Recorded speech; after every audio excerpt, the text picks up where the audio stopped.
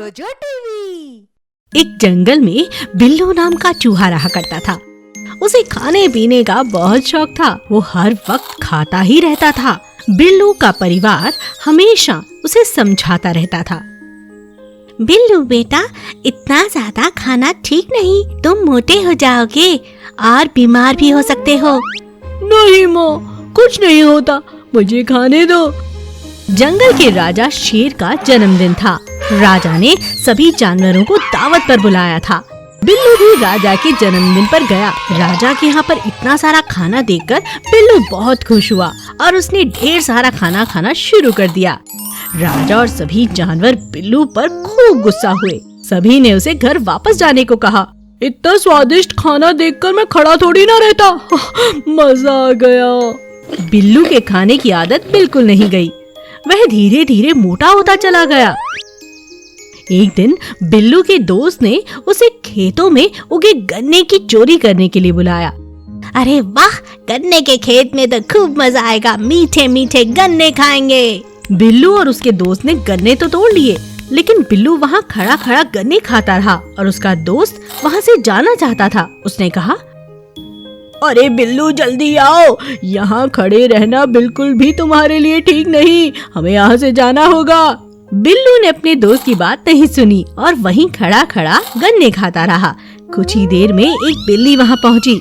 बिल्लू बिल्ली को देखकर भागने लगा, लेकिन इतना सारा खाने के बाद वो भाग ही नहीं सका।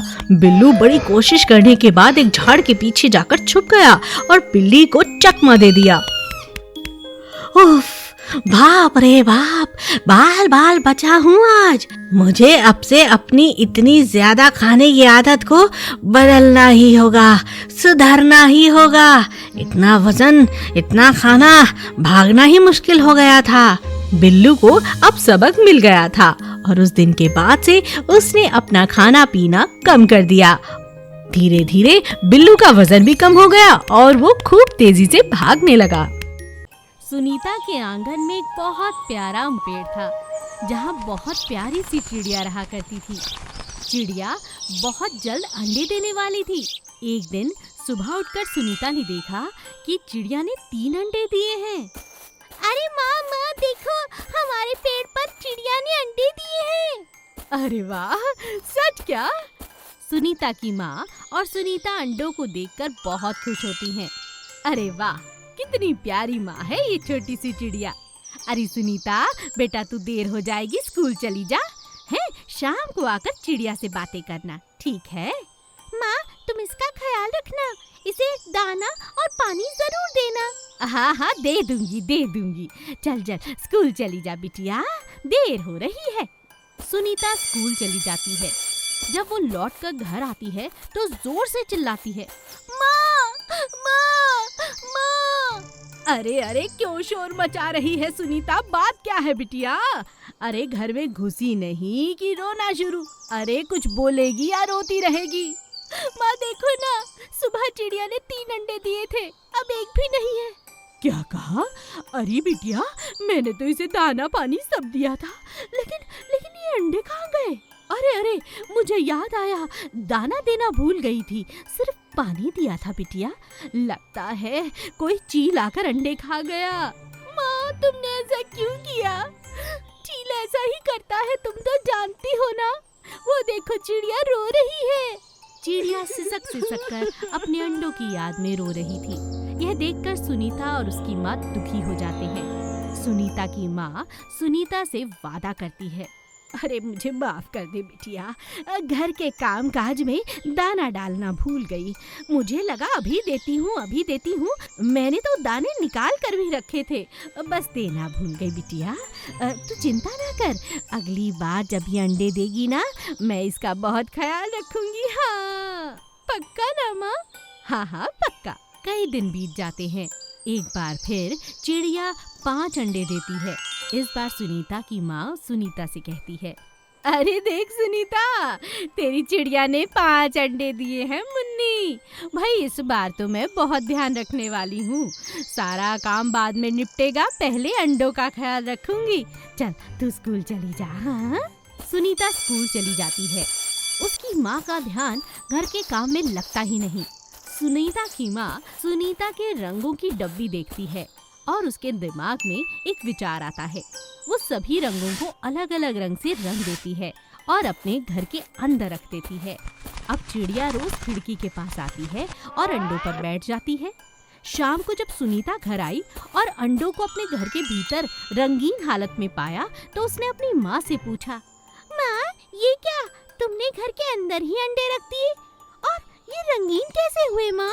अरे बिटिया, इस बार का वादा पक्का है। मैं नहीं चाहती तू जोर जोर से दहाड़ मार कर रोए। ये तुमने बहुत अच्छा किया माँ।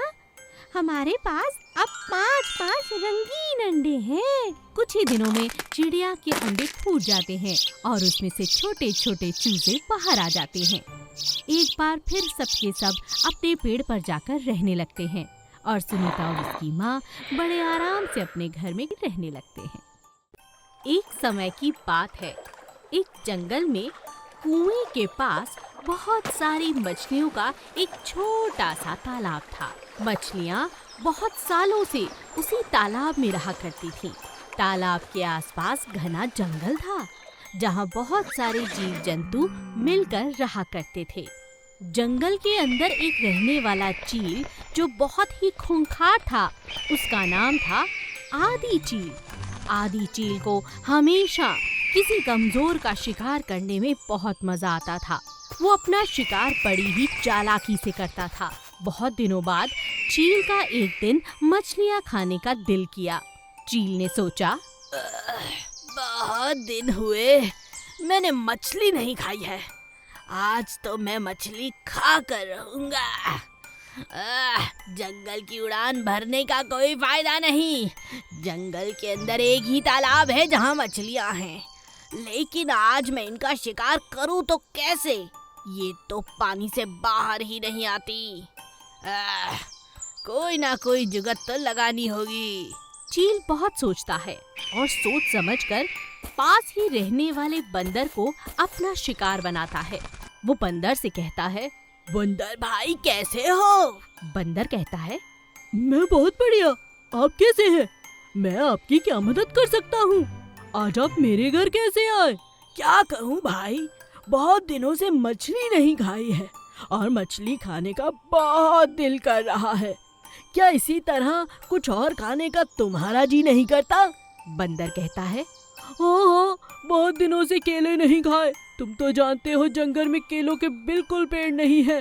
पास के जंगल में है, मगर इतनी दूर मैं कैसे जाऊं? बहुत दूर हो जाता है, आते आते अंधेरा हो जाता है। अरे तुम इतनी चिंता क्यों करते हो? बहुत आसान है, आज शाम को आते हुए मैं तुम्हारे लिए केले ले आऊंगा। लंबी उड़ान भरना मेरे लिए कोई बड़ी बात नहीं, मगर उसके बदले तुम्हें मेरा एक काम करना होगा। क्या कहा? तुम मेरे लिए केले लाओगे? मेरे पूरे परिवार के लिए ला दोगे? तो बताओ क्या करना है मुझे? चील बंदर को उल्लू बनाते हुए कहता है, अरे बड़ा आसान है, तुम जरा तालाब के पास जाकर मछलियों को बातों पे लगाना और मैं उन्हें खा लूंगा। बहुत दिनों से मछली जो नहीं खाई। बंदर उसकी बात मानता है और मछली को अपनी बातों में लगाता है। मछली जैसे ही बाहर मुंह निकालती है, चील झट से आके उस पर झपट्टा मारने ही वाला था कि अचानक मछली की नजर चील पर पड़ती है और वो दोबारा पानी में चली जाती है। ये क्या? हाथ आया मुंह ना लगा, ये मछली तो बड़ी तेज है। मछली अपना मुंह बाहर निकाल कर कहती है, बंदर भाई, तुम्हें तो अपना दोस्त समझकर तुमसे 4 बातें करने आई थी, पर मैं ये नहीं जानती थी कि तुम चील के साथ मेरे लिए जाल बिछा कर बैठे हो। आज से तुम्हारी और मेरी दोस्ती नहीं रही। मछली पानी में दोबारा चली जाती है और बंदर को अपनी एक अच्छी दोस्त खोकर बहुत दुख होता है। चील को जब मछली नहीं मिलती तो वो बंदर के लिए केले भी लाकर नहीं देता और इस बात से बंदर को अपना सबक मिल जाता है। खाने की चीज के लिए किसी को धोखा देना बहुत बुरी बात है। ना तो केले मिले और ना ही दोस्ती रही। मुझसे बहुत बड़ी भूल हो गई। आज के बाद मैं ऐसा कभी नहीं करूँगा। जंगल के बंदर बहुत उधम मचाने वाले थे। उन्हें हर किसी के घर में बना हुआ खाना चुरा कर खाना बहुत ही अच्छा लगता था। उसी गांव में 4 गायें बहने रहा करती थीं, जिनका दूध बहुत ही स्वादिष्ट था। गैया अपने दूध से बहुत सारी नई नई तरह की मिठाइयाँ बनाती, लड्डू बनाती और अपने आस पड़ोस के लोगों को बांट देती। लेकिन उससे पहले वो जब भी मिठाई बनाती हमेशा बंदरों को जरूर खिलाती, क्योंकि बंदरों को मिठाई खाना बहुत अच्छा लगता था। लेकिन आदत से मजबूर होने के कारण जंगल के बंदर इस बार गाय की बनी हुई मिठाइयों की बहुत ज्यादा खुशबू आ जाने के कारण अपने आप को रोक नहीं सके और एक योजना बनाने लगे। अरे देखो देखो, गैया बहनों ने आज बहुत बढ़िया गाय की बर्फी बनाई है। चलो चलो, आक्रमण का समय हो गया। आज तो ये पूरी थाली हम सारे के सारे चट कर जाएंगे। बोलो क्या कहते हो? बंदर का मित्र बोला, हाँ हाँ क्यों नहीं, हर बार गैया हमें बची खुची मिठाई खिलाती है। सारी बढ़िया बढ़िया मिठाई अपने पड़ोसियों को खिला देती है, ये भी कोई बात हुई। चलो चलो जल्दी आक्रमण करो, इससे पहले कि ये मिठाई अपने पड़ोसियों को बांट दे। अरे मेरे पेट में तो अभी से चूहे दौड़ रहे हैं। चलो चलो। बंदर अपने दोस्तों को लेकर गाय की बनी हुई बर्फी के ऊपर बुरी तरह से टूट पड़े और बुरी तरह उन्होंने स्वादिष्ट बनी हुई मिठाई का एक एक दाना तक खा लिया और इधर उधर थाली के साथ साथ गंदगी मचा दी। जैसे ही गैया अपने घर से बाहर आई, यह सब देखकर वो चिल्ला पड़ी, हाय राम, मैंने इतनी मेहनत से मिठाई बनाई थी, तुम लोगों ने ये क्या किया? हर बार जब भी मिठाई बनती है तुम्हें खिलाती तो हूँ, तो फिर चोरी करने की क्या जरूरत थी? आज मेरी बहन का जन्मदिन है, उसी के लिए बनाई थी। गैया को रोता हुआ देखकर बंदरों को बहुत बुरा लगा। उन्हें एहसास हुआ कि उन्होंने गैया के साथ बहुत बुरा किया है। उन्होंने गैया से माफी मांगी। माफ कर दो बहन, तुम्हारी मिठाइयाँ इतनी स्वादिष्ट होती हैं, इनकी खुशबू से हम खुद को रोक नहीं सके। हमें माफ कर दो। बताओ, हम कुछ और कर सकते हैं क्या तुम्हारे लिए? बताओ ना। गैया रोते हुए कहती है, नहीं, अब मुझे दोबारा से मिठाई बनानी होगी। चलो आओ मेरी मदद करो। हाँ हाँ क्यों नहीं। सभी बंदर गैया की मदद करते हैं और ढेर सारी और बर्फियां बनाते हैं, लेकिन इस बार बिल्कुल चखते नहीं। और फिर धूमधाम से गैया अपनी बहन का जन्मदिन मनाती है। लो लो भैया, तुम भी खाओ बंदर भाई। नहीं नहीं, पहले ही इतना खा चुके हैं, पेट में बहुत दर्द हो रहा है, तुम ही जन्मदिन मना लो। और ये बात सुनकर वहाँ पर बैठे हुए सभी जानवर जोर जोर से हंसने लगते हैं। भाई का प्यार। नदी किनारे पंडित जी तपस्या करने के लिए रोज जाया करते थे। वहाँ उन्हें हर रोज नदी के पास एक काले रंग का कौवा दिखाई पड़ता था।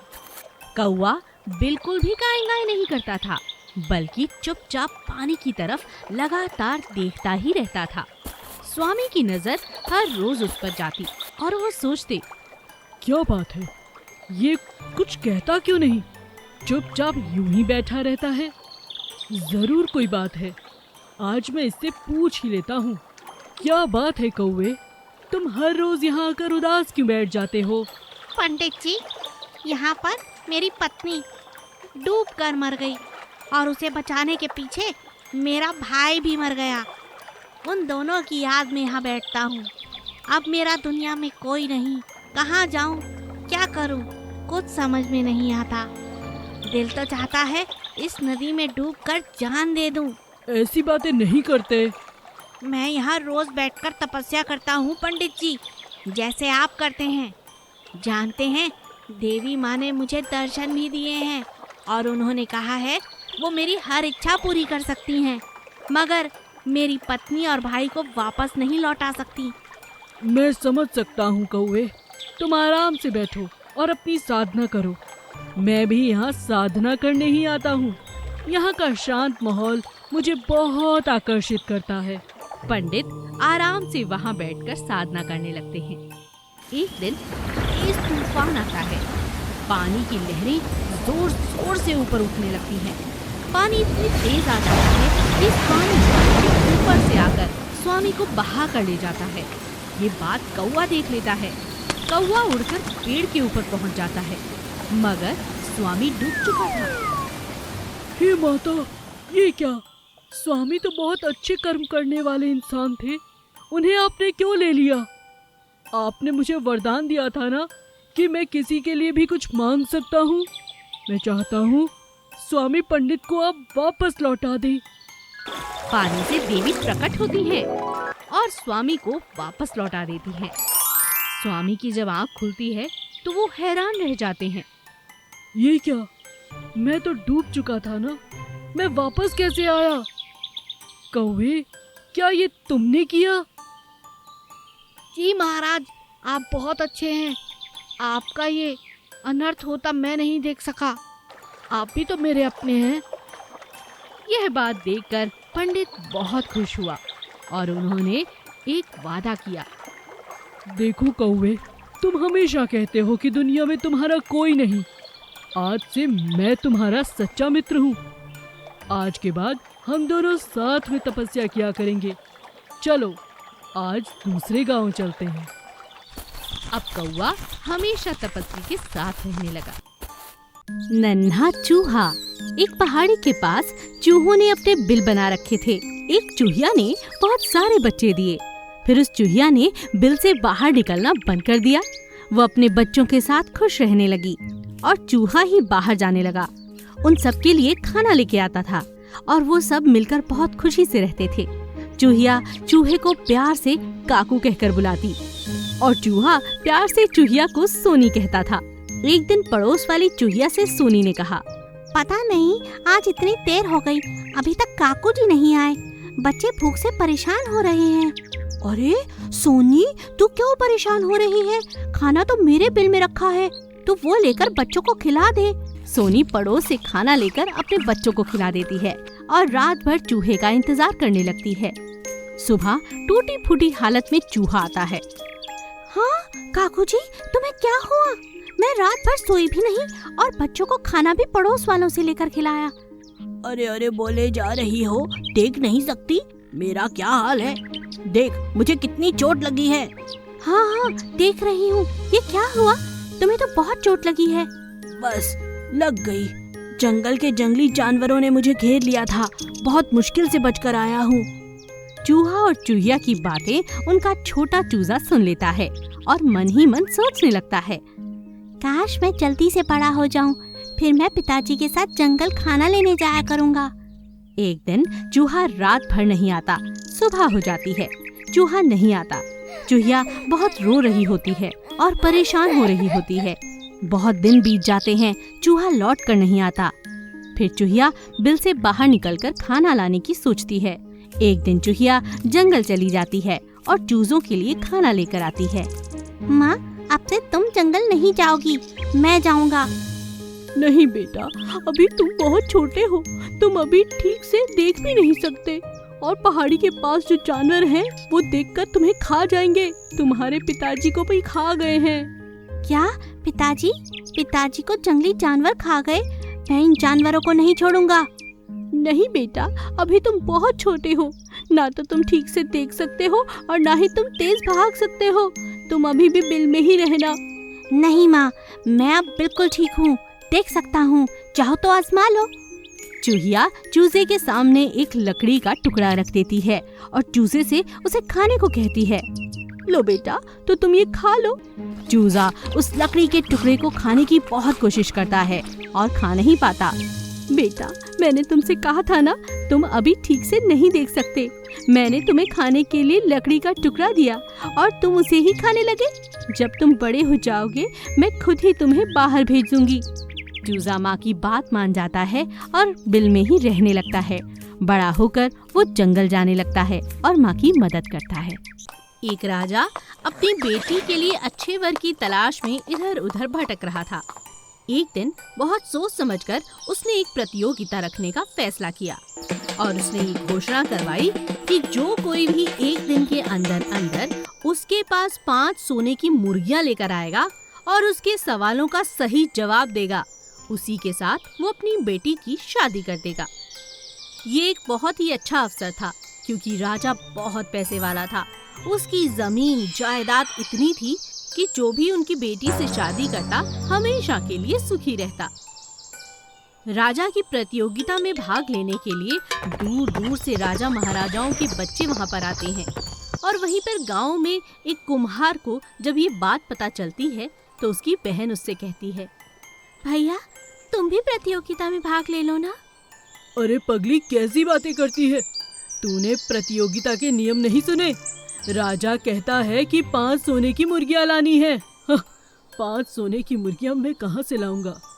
पर हाँ, मैंने एक बार राजकुमारी को देखा है, एकदम संगमरमर जैसी है।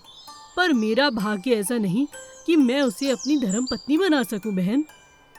अरे भैया, तुम तो कितने समझदार हो, कुछ सोचो, ये अवसर यूं ही हाथ से चला जाएगा।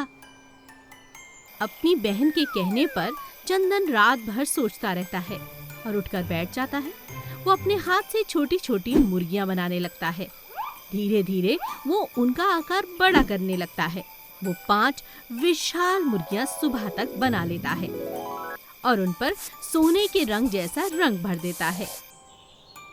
सुबह जब उसकी बहन वो देखती है तो कहती है, भैया ऐसा लग रहा है कि तो सच में सोने की मुर्गियां हैं। आखिर तुम क्या करने वाले हो? देखती जा, चल मेरे साथ।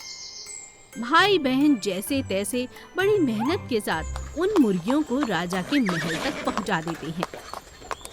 राजा यह देखकर हैरान था कि कुम्हार की इतनी हिम्मत कि वो राजकुमारी के साथ शादी करना चाहे।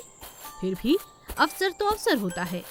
तो राजा सवाल लेकर चंदन के पास पहुंचता है और कहता है, ये मुर्गियां तुमने बनाई हैं? जी महाराज, मैंने बनाई हैं। मैं एक कुम्हार हूँ, मेरा नाम चंदन है, मैं इसी गांव में रहता हूँ। अच्छा। राजा अपना पहला सवाल पूछता है, मैंने तो 5 सोने की मुर्गियां मंगवाई थी, तुम ये मिट्टी की मुर्गियां लेकर आए हो, इस बारे में तुम्हारा क्या कहना है? चंदन राजा को जवाब देता है, महाराज, मुझे तो लगता है कि हमारे देश की मिट्टी और खास तौर पर हमारे गांव की मिट्टी सोने से कम नहीं है महाराज। हमारी मिट्टी बहुत अच्छी है और इस पर सोने का रंग भर दिया है क्योंकि ये रंग सबको प्रिय होता है, भगवान को भी और आपको भी। मुझे नहीं लगता कि मेरी मिट्टी के आगे सोने का कोई भी मूल्य है, इसी कारण मैंने मिट्टी से अपनी मुर्गियों को बनाया है महाराज। राजा चंदन की बात से बहुत प्रभावित हुए। उन्हें अभी तक इस तरह का एक भी जवाब अच्छी तरह से नहीं मिला था। उन्होंने अपनी बेटी की शादी चंदन से कर दी और यह सब देखते ही रह गए। अब चंदन बहुत खुश था। वो उसी गांव का अब राजा बन चुका था जिस गांव का वो कभी कुम्हार हुआ करता था। इसीलिए कहते हैं, अवसर पर अपनी बुद्धिमानी से काफी चीजें अच्छी की जा सकती हैं। गुफा का रहस्य और शेर खान। जंगल का राजा शेर बहुत ही ज्यादा बुद्धिमान और समझदार था। उसे अपनी प्रजा की रक्षा हमेशा से करनी आती थी, लेकिन इस बार राजा शेर के सामने एक बहुत बड़ा संकट आकर खड़ा हो चुका था। एक हफ्ते से भीषण बरसात और बादलों की गड़गड़ाहट से सभी जानवर बहुत ज्यादा परेशान हो चुके थे। सभी जानवर जंगल में अपने अपने दोस्तों के यहाँ पर रुके हुए थे। राजा शेर के पास सभी जानवर मदद मांगने के लिए आने लगे। चूहे ने कहा, महाराज कुछ कीजिए, पूरा जंगल खतरे में है। अगर इसी तरह बारिश होती रही तो हम सब बाढ़ की चपेट में आ जाएंगे। हाथी ने कहा, महाराज, मेरा एक प्रस्ताव है आपके सामने। अगर आप कहें तो हम सब एक योजना बनाकर ऊपर की पहाड़ी के पास जाकर रह सकते हैं। यहाँ अब खतरा है, यहाँ रहना बहुत खतरनाक है। राजा को हाथी की बात बहुत पसंद आती है। राजा सभी से कहता है, बहुत बढ़िया बात कही है हाथी ने। हम सबको ऊपर वाली पहाड़ी के पीछे चले जाना चाहिए। हम सब मिलकर वहाँ बढ़िया बढ़िया घर बना लेंगे। कुछ ही दिनों की बात है, हिम्मत मत हारो साथियों। मगर राजा की बात सुनकर एक खरगोश जोर से डरकर बोला, हाँ, क्या कहा? ऊपर की पहाड़ी? नहीं नहीं नहीं, वहाँ से मरकर मेरे माता पिता की मृत्यु हुई थी। वो पहाड़ी बहुत ही खुफिया है महाराज, मैं वहाँ नहीं जाऊँगा। और आपसे भी यही कहता हूँ कि कोई वहाँ ना जाए। वो भूतिया है, भूतिया। चुप हो जाओ खरगोश। भूतिया भूतिया कुछ नहीं होता। अगर इंसान डरता है तो जानवरों से, शेर से, और ऐसी कोई ताकत नहीं पृथ्वी पर जिससे कोई डर सके। अगर तुम लोगों को मेरे साथ आना है तो आओ, नहीं तो पहले जाकर मैं एक बार हाथी के साथ वहां पर जांच पड़ताल कर कर वापस आता हूँ। उसके बाद आप सब मेरे साथ चल सकते हैं। जी महाराज, मुझे लगता है यही सही रहेगा। जी महाराज। सभी ने खरगोश की बात पर हामी भर दी और राजा शेर हाथी को लेकर पहाड़ी के पीछे चला गया, ये देखने के लिए कि क्या सच में वहाँ पर कोई खुफिया चीज है। जैसे ही राजा और हाथी वहाँ पहुँचे तो उन्होंने हर जगह देखा, लेकिन उन्हें कुछ भी नजर नहीं आया। तभी उनकी नजर बहुत सारे हीरे, जवाहरात, सोने और चांदी पर पड़ी, जिनकी चमक से हर जगह चमक रही थी। राजा शेर ने हाथी से कहा, आज समझ में आया ये जगह कोई खुफिया नहीं, ये डकैतों के सामान रखने की जगह है। ये देखो खजाना। वो लोग लूट पाट कर कर यहीं आते होंगे और यहाँ आए हुए जानवरों को सताते होंगे। खरगोश ने बिल्कुल ठीक कहा। चलो, आज से ये जगह अब हमारे कब्जे में है। इन बंदूकों को अपने कब्जे में ले लो और सभी जानवरों को आदेश दो कि तुरंत यहाँ आ जाएं, ताकि हम अपना जीवन बचा सकें। एक बार हमें देख लिया ना तो ये डकैत यहाँ आना बंद ही कर देंगे। और ठीक ऐसा ही हुआ। राजा और जंगल के सभी जानवरों के वहां जाने के बाद उन्हें तो सुरक्षा मिली ही, साथ ही डकैतों ने उस तरफ आना भी बंद कर दिया। इस तरह एक समझदार राजा के होते हुए पूरी प्रजा को सुरक्षा मिली। सोने का स्कूल। एक समय की बात है, एक गांव में सुशील नाम का एक आदमी अपनी बेटी मोना के साथ रहता था। मोना बहुत ही होशियार और नेक लड़की थी। उसे पढ़ने लिखने का बहुत शौक था। मोना ने अपनी शिक्षा गांव के स्कूल में ही की थी, जहां वो हर साल प्रथम आती थी। सुशील एक अनपढ़ किसान था, लेकिन वो अपनी बेटी को पढ़ाना चाहता था। स्कूल में शिक्षा खत्म होने के बाद मोना को कॉलेज में एडमिशन के लिए जाना पड़ रहा था। मोना की आगे की पढ़ाई के बारे में सुशील को चिंता होने लगी। अब तो मोना को आगे पढ़ाने के लिए मुझे स्कूल से शहर भेजना पड़ेगा, लेकिन वहाँ तो बहुत पैसे लगेंगे। चलो जाकर देखता हूँ। अगले दिन सुशील शहर जाकर कॉलेज के प्रिंसिपल से मिलता है और उनसे मोना की एडमिशन की बात करता है। मोना की मार्कशीट देखकर और सुशील की बातें सुनकर कॉलेज के प्रिंसिपल उससे कहते हैं, देखो तुम्हारी बातें बिल्कुल ठीक है, तुम्हारी बेटी के नंबर अच्छे हैं और तुम उसे पढ़ाना भी चाहते हो, लेकिन इस कॉलेज में पढ़ाने के लिए तुम्हें कम से कम इतनी फीस तो देनी ही पड़ेगी। क्या तुम दे पाओगे? जी सर, मैं गरीब बेशक हूँ, लेकिन अपनी बेटी को पढ़ाने के लिए मैं कुछ भी करूँगा। आप बस उसकी एडमिशन कर दीजिए। तो ठीक है, 2 दिन बाद तुम पैसे लेकर आ जाना, बाकी सारी फॉर्मेलिटी अभी बाहर जाकर पूरी कर लो। सुशील फॉर्मेलिटी पूरी करके घर आ जाता है, लेकिन उसे चिंता थी कि वो 2 दिन बाद कैसे कॉलेज की फीस जमा करेगा। सुशील इसी चिंता में सो जाता है, लेकिन सोने के बाद सुशील को एक जादुई देवी दिखाई देती है, जो कि उससे कहती है, सुशील उठो, मैं तुम्हारी भावनाओं की कदर करती हूँ। मैं जानती हूँ कि तुम अपनी बेटी को पढ़ाना चाहते हो। मैं तुम्हारी मदद करना चाहती हूँ। ये लो, ये रहा एक सोने का स्कूल। ये तुम्हारी बेटी को पढ़ाने में मदद करेगा, लेकिन ध्यान रहे लालच ना करना। और वो देवी ऐसा कहते ही गायब हो जाती है। तभी अचानक सुशील की नींद खुल जाती है और वो सपने के बारे में सोचने लगता है। तभी उसे जमीन पर कुछ चमकता हुआ नजर आता है। वो ये देखकर हैरान हो जाता है कि ये तो उसी स्कूल का मॉडल था जो उसे वो देवी देना चाहती थी। सुशील उठकर देखता है तो वो पूरा सोने का बना हुआ था। अब सुशील समझ जाता है कि देवी ने उसे सोने का स्कूल देखकर उसकी मदद की है। सुशील अगले ही दिन वो सोने के स्कूल का मॉडल शहर एक सुनार के पास गिरवी रख देता है। सेठ जी, मैं ये सोने के स्कूल का मॉडल आपके पास गिरवी रखना चाहता हूँ। मुझे बस अपनी बच्ची की शिक्षा के लिए कुछ पैसे चाहिए।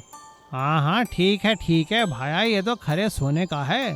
हाँ, लेकिन पैसे वापस ना करोगे तो मैं इसे बेच दूंगा। अरे नहीं सेठ जी, मैं समय पर आपके पैसे वापस कर दूंगा। और इस तरह सोने के स्कूल से मिले पैसों से वो अपनी बेटी की शहर के कॉलेज में एडमिशन करवा देता है और बड़ी मेहनत करके जल्दी ही सुनार के पैसे वापस कर देता है और वो सोने का स्कूल वापस लेकर अपने घर में सजा देता है। और इधर उसकी बेटी मोना पढ़ लिख कर एक बहुत बड़ा ऑफिसर बन जाती है। अब सुशील के सभी सपने पूरे हो चुके थे। सुशील उस सोने के स्कूल का धन्यवाद करता है और साथ ही साथ देवी सरस्वती का भी, जिन्होंने उसकी सोने का स्कूल देकर मदद की थी।